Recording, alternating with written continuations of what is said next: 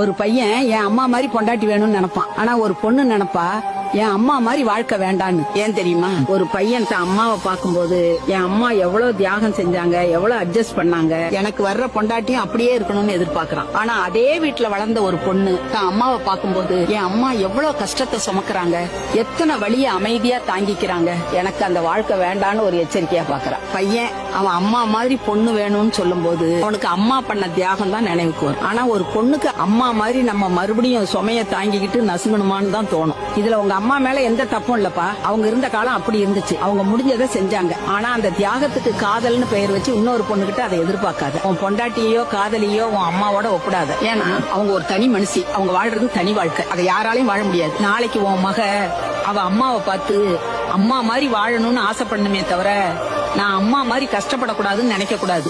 ஏன்னா மாற்றம் வெளியிருந்து வராது கண்ணு. குடும்பம் மாறணும்னா அது நீதான் ஆரம்பிக்கணும். புரிஞ்சிருக்கும்னு நினைக்கிறேன்.